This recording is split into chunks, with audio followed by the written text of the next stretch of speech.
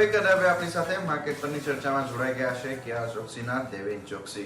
Sir, સ્વાગત છે આપનું સીએનબીસી બજારમાં. અને ફર્સ્ટ ઓફ ઓલ તો સર, આ વખતે એ સમજવા માંગીશું કે આપણે જે પ્રમાણે અત્યારે ગ્લોબલ માર્કેટનો સિનારીઓ જોઈ રહ્યા છીએ, એ સિનારીઓની વચ્ચે ઇન્ફ્લેશનથી માંડી અને કોવિડના ટેન્શન્સ ફરી પાછા આપણી સમક્ષ આવી રહ્યા છે. આ સપ્તાહના અંતે આપણી આરબીઆઈની પોલિસી બેઠક છે અને ત્યારબાદ આપણને એનાઉન્સમેન્ટ આવતા દેખાશે. તો આપનો મત શું બની રહ્યો છે? આપણા ગવર્નર સાહેબ શું વિચારતા હશે? ઇન્ફ્લેશનનું પ્રેશર આપણે જોઈશું કે પછી એ પ્રકારની સિચ્યુએશન આપણે નહીં દેખાય? કારણ કે આપણા ઇન્ફ્લેશન પ્રેશરની અંદર તો ક્રૂડના પ્રાઇસીસ પણ ઇફેક્ટ કરતા દેખાયા છે. તો શું પર્સપેક્ટિવ અહીંયા આપ જોઈ રહ્યા છો? Good morning. જે રીતે આરબીઆઈ એ પાસ્ટની અંદર પણ દરેક રિવ્યુ મિટિંગની અંદર એક કમિટમેન્ટ આપ્યું હતું અને દરેક એમપીસી મેમ્બર્સનું પણ તમે રિવ્યુ જુઓ તો આઈ થિંક એ લોકોએ ચોક્કસપણે કીધું છે કે we will be closely monitoring inflation, પણ ઇન્ફ્લેશન મોનિટર કરવા માટે I think we will not compromise on the growth in the economy. એટલે monetary policy will be align to the growth in the economy.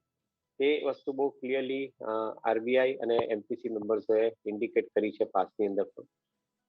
મારું એવું માનવું છે કે જે રીતે ઇન્ડિયાની ઇકોનોમીની અંદર અત્યારની તારીખમાં જે ગ્રોથ માટેના જે કારણો અત્યારની તારીખમાં ઊભા થયા છે એ દરેક વસ્તુને સપોર્ટ આપવા માટે આરબીઆઈની પોલિસી એકોમોડેટિવ રહેવી જોઈએ છે આવનારા સમય માટે પણ.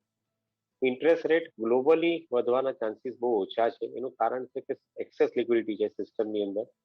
આજે તમે 12 થી 13 ટ્રિલિયન ડોલરનું સ્ટિમ્યુલસ ગણો, એની સામે તમે ઇક્વલ અમાઉન્ટનું એટલીસ્ટ આઈ થિંક તમે જો ડેટ પણ ગણો તો લગભગ 25 ટ્રિલિયન ડોલરની વર્લ્ડ માર્કેટની અંદર લિક્વિડિટી છે. એની સામે 110 ટ્રિલિયન ડોલરની આસપાસનું આઈ થિંક માર્કેટ કેપ તમારે લગભગ એની આજુબાજુ થતું હશે. તો મારા ખ્યાલથી એટલો બધો ચિંતાનો વિષય થવો નહીં જોઈએ, કારણ કે લિક્વિડિટી સરપ્લસ છે. લિક્વિડિટી સરપ્લસ હશે તો એમ્પ્લોયમેન્ટના કારણો સારી રીતે જળવાઈ જશે, ઇન્ડિયા હોય કે અબ્રોડ હોય. અને એક વસ્તુ સમજી લઈએ, જે પાછમાં પણ આપણે વાત કરી હતી કે જે ઇન્ફ્લેશન માટે જવાબદાર જે કમોડિટીના પ્રાઇસીસ છે એ ટ્રાન્ઝિશનરી છે, એ પરમેનન્ટ નથી. એનું કારણ છે કે ગ્લોબલી કમોડિટીની ડિમાન્ડ એટલી સ્ટ્રોંગ સર્જ નથી થઈ, પણ સપ્લાય સાઇડ સિચ્યુએશન ક્રિટિકાલિટી હોવાને કારણે આઈ થિંક કમોડિટીનો ભાવ મજબૂત છે. આજે સપોઝ ચાઇના પોતાની અમુક સ્ટીલ કેપેસિટી રિવાઇવ કરે અને એક્સપોર્ટ અલાઉ કરે તો ઓબ્વિયસ છે કે તમારે આ ભાવ સ્ટીલના પણ નહીં ટકે, અને હકીકત એ જ છે. તો in my view point I think જ્યાં સુધી સ્ટ્રોંગ ડિમાન્ડ ઇક્વેશન નથી જનરેટ થતા, જે આરબીઆઈ મોનિટર કરી રહ્યું છે, ત્યાં સુધી મારા ખ્યાલથી ઇન્ટરેસ્ટ રેટ એ લોકો એકોમોડેટિવ રાખશે એવું મારું માનવું છે. અને I think that is I believe that even ઓગસ્ટના જે રિવ્યુઝ છે મોનેટરી કમિટીના, એ મારા હિસાબે એકોમોડેટિવ રહેશે. અને I don't think that interest rate is likely to increase in this period. In fact ફેડની કોમેન્ટ્રી પણ જો તે લોકો કેલેન્ડર 22 સુધી they want to remain low on increasing the rate of interest. આ બધા કારણને જવાબદાર ગણીને હું માનું છું કે આઈ થિંક આરબીઆઈની પોલિસીમાં એવા કોઈ કારણ નથી દેખાતા જેમાં ઇન્ટરેસ્ટ રેટ વધારે છે. તમે ફેડનો ઉલ્લેખ કર્યો સર અત્યારે, તો હું જાણવા માંગીશ, કારણ કે તમે જો આ સપ્તાહે યુએસમાં જોબ્સ ડેટા આવવાના છે, નોન ફાર્મ પેરોલ ડેટા આવવાના છે. એના પર એ ગેમ ચેન્જર બની શકે છે એવું એમનું માનવું છે. કારણ કે જો કહી શકાય જોબ્સ ડેટા સારા આવતા દેખાયા તો ત્યાં સિચ્યુએશન થોડી બદલાશે, ફેડનું વ્યૂ બદલાશે, શું પોલિસી ટાઇટનિંગ તરફ એમનો વ્યૂ જશે, આ બધી અટકળો ત્યાં બની રહી છે. કારણ કે આપણે જોઈએ છીએ આપણા આરબીઆઈ પણ સેન્ટ્રલ બેંકના મૂવ પર નજર કરતું હોય છે અને એમને પણ ઇન્ફ્લેશનનો આટલો જ મોટો પ્રોબ્લેમ અત્યારે નડી રહ્યો છે. કેટલી ઇમ્પેક્ટ અથવા તો કેટલો આપણે ભરોસો રાખવો જોઈએ આ જોબ્સ ડેટા ઉપર, ફેડની પોલિસી ઉપર, એમના મૂવ પર? ઇનફેક્ટ સસ્ટેનેબલ બેસિસ પર ન્યૂ જોબ ક્રિએશન અને અનએમ્પ્લોયમેન્ટ ઓછી થાય એને માટેના બધા પ્રયત્ન ચાલુ છે ગ્લોબલ ઇકોનોમીની અંદર, ઇન્ક્લુડિંગ ફેડની પોલિસીની જે તમે વાત કરી એમાં પણ. અને ઇન્ડિયાની અંદર પણ આઈ થિંક અનએમ્પ્લોયમેન્ટ નહીં વધે અને on the country I think employment generate થાય એને માટેના પુષ્કળ પ્રયત્ન થઈ રહ્યા છે, ઇન્ક્લુડિંગ એમએસએમઈને લોન સસ્તા ભાવે આપવી et cetera. So all in all put together મારા હિસાબે આજની તારીખમાં જે રીતે સેન્ટ્રલ બેન્કોની આપણે કહી શકાય કે એલર્ટનેસ છે, એ એલર્ટનેસ જોતા એવું દેખાય છે કે અત્યારે ફોકસ પૂરેપૂરું એમ્પ્લોયમેન્ટ જનરેશન માટે રહેશે. કારણ કે જે પર્પઝ માટે ઇકોનોમીની અંદર સ્ટિમ્યુલસીસ એમ્પ્લોય કરવામાં આવ્યા છે, એક્સેસ સિક્યુરિટી આપવામાં આવી છે, એ પર્પઝ એમ્પ્લોયમેન્ટ જનરેટ કરવાનો ચોક્કસપણે છે, અને એમ્પ્લોયમેન્ટ જનરેટ થશે તો જ ગ્લોબલ ઇકોનોમી સ્ટેડી થશે. So I would think that I think stronger the data of employment generation, better it would be for continuing with the accommodative policy. એટલે એનાથી I think કદાચ sustainability of growth would be far more seen than otherwise. Okay, એની સાથે સાહેબ તો આ આખા global સિનારીઓની વચ્ચે આપણે ત્યાં જે સૌથી મોટું એક ફેક્ટર ઇન્ફેક્ટ કરતું દેખાયું હતું એ ક્રૂડ પ્રાઇસીસ રહેશે, અને જે પ્રમાણે પેટ્રોલ ડીઝલના પ્રાઇસીસ આપણને શૂટઅપ થતા દેખાયા છે. આ ફેક્ટરને આપણે કેવી રીતના જોવો જોઈએ? આ કદાચ આપણને ટેમ્પરરી એક ઇન્ફ્લેશનરી પ્રેશર વધારતું દેખાશે. ઠીક, આઈ થિંક એક વસ્તુ ચોક્કસ છે કે despite of historically high crude prices કરતા પેટ્રોલ અને ડીઝલના પ્રાઇસીસ ની આટલી હાઈ ઇમ્પેક્ટ ઇકોનોમી હોવા છતાં પણ ઇન્ફ્લેશન એકંદરે કંટ્રોલમાં રહ્યું છે. તો મારું પોતાનું એક એવું માનવું છે કે ગવર્મેન્ટ એક બાજુ જો પૈસા કલેક્ટ કરે છે હાયર અમાઉન્ટ ઓફ લેવીસ સાથે પેટ્રોલ અને ડીઝલ માધ્યમ થકી, તો બીજી બાજુ ગવર્મેન્ટને બોરોઈંગ ઓછું કરવાની ફરજ થાય છે, અને at the same time I think બોરોઈંગને કારણે ઇકોનોમીની ઉપર ફંડ્સની ઉપર સ્ટ્રેસ નથી આવતું. તો આ બંને વસ્તુ એક જ કોઈનની બે સાઇડ છે. એક સાઇડ તરફ તમે પેટ્રોલ અને ડીઝલમાંથી પૈસા ટેક્સ થકી કલેક્ટ કરો છો, તો બીજી તરફ તમારે ગવર્મેન્ટ એટલું બોરોઈંગ ઓછું કરવું પડે છે. જો પેટ્રોલ અને ડીઝલમાંથી એ લોકો પૈસા કલેક્ટ નહીં કરે અને એના ડ્યુટી સ્ટ્રક્ચર ઘટાડે અથવા ટેક્સ રેટ ઘટાડે, તો ગવર્મેન્ટ એટલું બોરોઈંગ કરવું પડશે. બોરોઈંગ ગવર્મેન્ટ કરશે તો ફિસ્કલ સિચ્યુએશન તકલીફ આવવાની સ્ટાર્ટ થશે. બોરોઈંગ કરશે તો ગવર્મેન્ટને લોંગ ટર્મ લાયબિલિટી આવવાની ચાલુ થશે. બોરોઈંગ કરશે તો ઇન્ટરેસ્ટના રેટ વધવાના ચાલુ થશે. તો મારું એવું માનવું છે કે જે mark to market pricing formula છે પેટ્રોલ અને ડીઝલના ભાવની, એના થકી જે ગવર્મેન્ટ જે ટેક્સ અને ડ્યુટી કલેક્ટ કરે છે એ એક બહુ સ્ટ્રોંગ પ્રોસેસ છે, અને આ ડિસિપ્લિનને જરા પણ ચેન્જ નહીં કરવી જોઈએ. ઓકે, આપણે એવું માનીને ચાલીએ છીએ કે પેટ્રોલ અને ડીઝલના ભાવ બહુ મોંઘા થવાથી બધાને તકલીફ પડી રહી છે, હું માનું છું ચોક્કસપણે. પરંતુ એક વસ્તુ ચોક્કસ છે કે જે લોકો કન્ઝ્યુમ કરવાના છે નેસેસિટી માટે, લોકો કરવાના જ છે કન્ઝ્યુમ, અને જે લોકો એમાંથી પૈસા ઉપજાવવાના છે લોકો ઉપજાવવાના છે. આઈ થિંક આ સબ્જેક્ટને આપણે બહુ વ્યવસ્થિતપણે લોકોની સમક્ષ સાથે ફૂટઅપ કરવો જોઈએ. હું એવું માનીને ચાલું છું કે પેટ્રોલ અને ડીઝલના ભાવ વધવાથી ઇન્ફ્લેશનની ઉપર જે નેગેટિવ ઇમ્પેક્ટ આવી જોઈએ એ ઇમ્પેક્ટ કદાચ જો તમે ગવર્મેન્ટ બોરોઈંગ કરી અને ઇન્ટરેસ્ટની કોટ વધારશે ને તો એનાથી વધારે નેગેટિવ આવશે. એટલે I think out of the two I think this particular route is better, એવું મારું માનવું છે, અને I think it is proving to be all right. આ અત્યારની સિચ્યુએશનમાં આટલા પેટ્રોલ અને ડીઝલના ભાવ હોવા છતાં પણ ઇકોનોમી ઇઝ બૂમિંગ અને ઇકોનોમી ઇઝ ડુઈંગ એક્સ્ટ્રીમલી વેલ. તો આઈ થિંક આ એક સારામાં સારો અવસર પણ ગણી શકાય આપણા દેશ માટે. ત્યારે જ તમે જો ઓટો વેચાણના આંકડા આવી રહ્યા છે, અને એમાંય ખાસ કરીને અશોક લેલેન્ડના આંકડા ખાસા વધીને આવ્યા છે. એમ કહી શકાય કે કમર્શિયલ એક્ટિવિટી હવે ત્યાં એક એક્ટિવિટી વધતી દેખાઈ રહી છે, અને ડિમાન્ડ એટલે પણ ક્રિએટ થઈ રહી છે.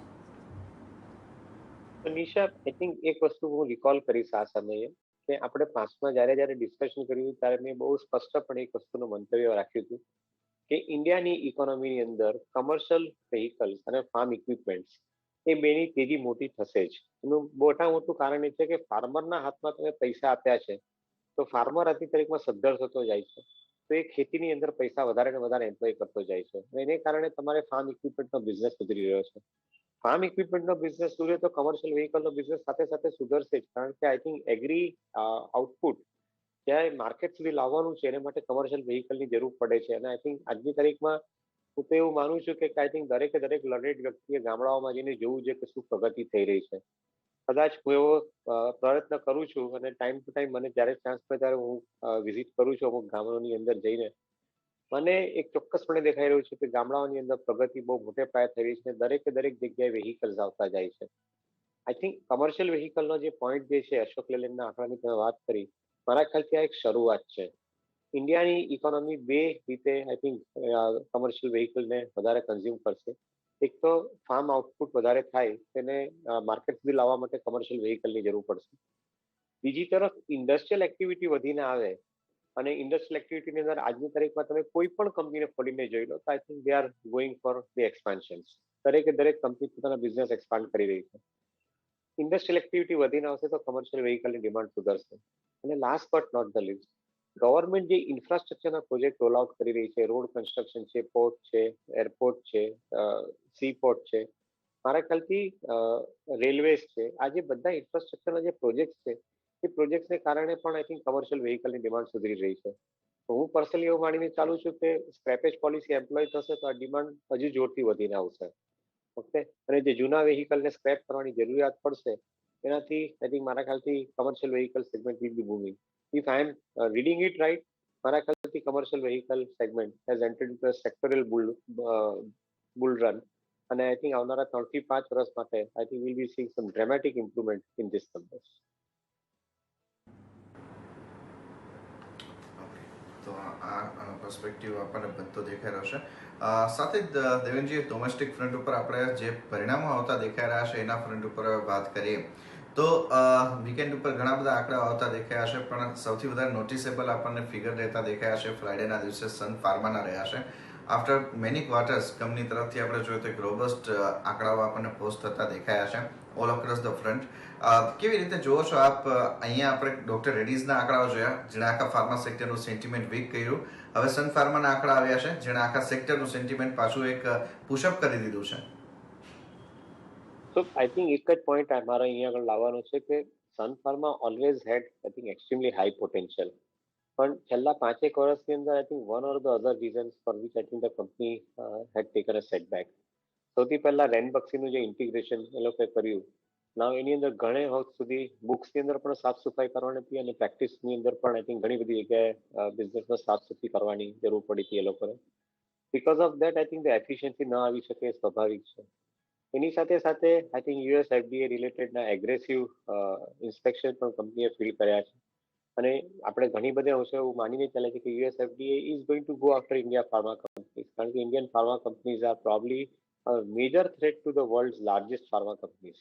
જે રીતે એ લોકો સ્કેલ ઓફ એક્સપાન્શન જેનરિક્સની અંદર, સ્પેશિયાલિટી જેનરિક્સની અંદર અને ફોર્મ્યુલેશન્સની અંદર જે રીતે આગળ વધી રહી છે એ રીતે મારા હિસાબે કદાચ I think they are posing a significant threat to some of the largest global pharma companies as far as their position is concern.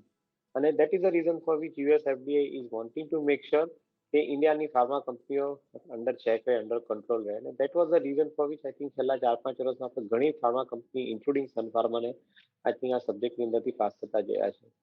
According to me, I think every company has learned over a period of time as to what is the requirement of US FDA, and I think they are more compliant than ever before. So that is the first point. Second point, Ranbaxy integration is completed, most importantly. Third point, I think that distribution reach is unquestionable in different other markets of the world. So I think they will continue to thrive on that distribution reach.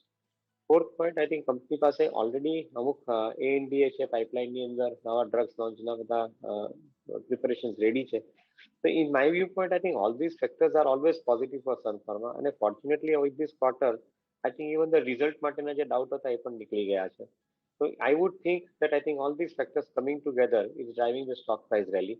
I would not be surprised, I think, if this particular stock is in the vicinity of 950 to 1050 over a next couple of quarters or maybe in this financial year. Sir, આજે secondary market કરતાં તમે જો primary market ખૂબ જ buzzing છે. છેલ્લા 6 મહિનાનો પણ તમે બેકલોગ જુઓ તો એટલા બધા આઈપીઓઝ આવ્યા છે અને બધા આઈપીઓઝમાં સારા લિસ્ટિંગ ગેઇન મળ્યા છે. અને આજે આપણે જોઈ રહ્યા છીએ ઘણા ટ્રેડર્સ, ઇન્વેસ્ટર્સ લિસ્ટિંગ ગેઇન માટે ઇક્વિટીમાંથી બહાર કાઢી, એટલે કે સેકન્ડરી માર્કેટમાંથી પૈસા કાઢી પ્રાઇમરી માર્કેટમાં ઇન્વેસ્ટ કરી રહ્યા છે. આ ટ્રેન્ડને તમે કઈ રીતે જોઈ રહ્યા છો? કારણ કે જે સુપર લિસ્ટિંગ ગેઇન્સ મળે છે એના માટે વધુ ઇન્વેસ્ટર્સ અથવા ટ્રેડર્સ ઝંપલાવે છે આઈપીઓ માર્કેટ્સમાં. કેટલું યોગ્ય, કેટલું રિસ્કી, તમે અત્યારે કઈ રીતે મૂલવો છો બધા આ પ્રાઇમરી માર્કેટમાં? So, Nisha, this is a typical trait of new India emerging stronger. Okay, જે રીતે નવા બિઝનેસીસ માર્કેટમાં લિસ્ટિંગ માટે આવી રહ્યા છે અને જે બિઝનેસની અંદર એક્સ્ટ્રાઓર્ડિનરી અમાઉન્ટ ઓફ પોટેન્શિયલ છે એ ટાઈપના બિઝનેસીસ આવી રહ્યા છે. Take for example LIC will get listed. Take for example NSE will get listed. You will see some of the new generation of companies getting listed. Already we have seen Zomato listed. We have seen Nazara Technology listed. Now we'll be seeing Policy Bazaar kind of company getting listed or a Paytm kind of company getting listed.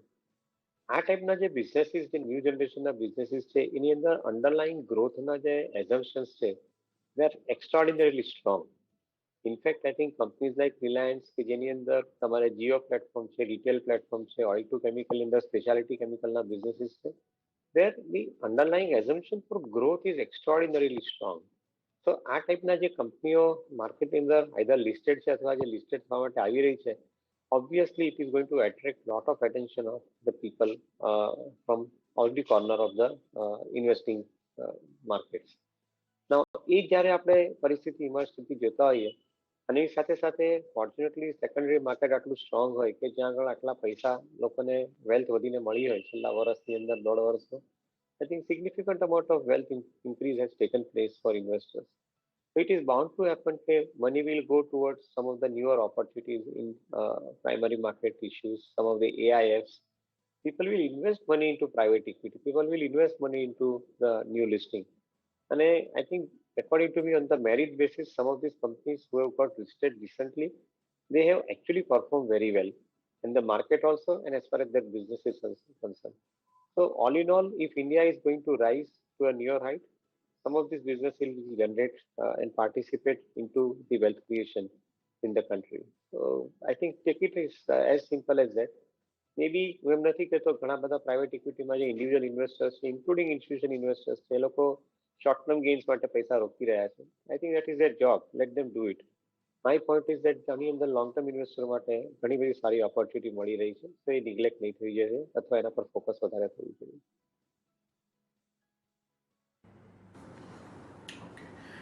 સાથે જ sir domestic front ઉપરના આપણે બીજા કેટલાક cues જોઈએ તો એમાં આપણને એક દેખાઈ રહ્યું છે બેન્કિંગ સેક્ટર અને ફાઇનાન્શિયલ સેક્ટર માટેનું, જે પ્રમાણે આપણે થોડા સમય પહેલા ચર્ચા કરતા હતા કે એસેટ ક્વોલિટીથી માંડી એના ઘણા બધા કન્સર્ન્સ આપણને દેખાઈ રહ્યા છે, પણ ધીમે ધીમે જો આપણે આંકડાઓમાં જોઈએ તો બધી કંપની એના પ્રોવિઝનિંગને લઈને આપણને ઓલરેડી તૈયાર થઈ ગઈ હોય આ પ્રકારના સિચ્યુએશન માટે, એ પ્રકારનું સિચ્યુએશન દેખાઈ રહી છે. આઈડીએફસી ફર્સ્ટ બેંક જોઈએ કે પછી અહીંયા બંધન બેંક જેવી કંપનીના પરિણામો આપણને આવતા દેખાયા છે. એના ઉપર નજર કરીએ કે સરકારી કંપનીઝમાં આપણે જોઈએ તો કેનેરા બેંક, યુનિયન બેંકના જે આંકડાઓ આવતા દેખાયા એ બધા જોઈએ તો ક્યાંક ને ક્યાંક ફરીથી આપણને આ બેન્કિંગ અને ફાઇનાન્શિયલ સેક્ટર માટે એક કોન્ફિડન્સ આવતો દેખાઈ રહ્યો છે.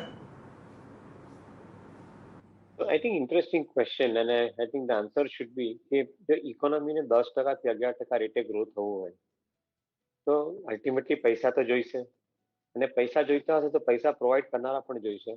તો I think that is as simple as that. I think individual investor માટે આઈ થિંક આનાથી સિમ્પલેસ્ટ પોસિબલ મેસેજ કોઈ હોઈ નહીં શકે. તો આ જે પૈસા આપણે ઇન્વેસ્ટમેન્ટ માટે જોઈશે, ઇકોનોમીને ગ્રો કરવા માટે જોઈશે, એને માટે બેંકે કેપેબિલિટી મજબૂત રાખવી પડશે. મારું એવું માનવું છે કે આઈ થિંક કરન્ટલી જે નોન પરફોર્મિંગ એસેટ રિલેટેડ જે ઇસ્યુઝ પર અત્યાર સુધીમાં બેંકોએ સફર કરવું પડ્યું હતું, એ પરિસ્થિતિ ઘણે બધે અંશે કંટ્રોલમાં હશે. ઓન ધ કોન્ટ્રી, બેડ બેંકના ઇમર્જન્સથી આઈ થિંક મોટે ભાગેની પબ્લિક સેક્ટર બેંકમાંથી જે બેડ લોન્સ છે that is getting transfer to that bad bank. Okay, so that is one important aspect which is happening. અને એ પૈસા ત્યાં ટ્રાન્સફર થવાને કારણે જે એક્ઝિસ્ટિંગ બેંક છે એની બુકની સાઇઝ હેલ્ધી થતી જાય છે. So that is very important. Second thing, bankruptcy લોને કારણે જે નોન પરફોર્મિંગ એસેટ છે એનું ઓપ્શનિંગ પ્રોસેસ છે પણ એકદમ ફાસ્ટ થતો જાય છે.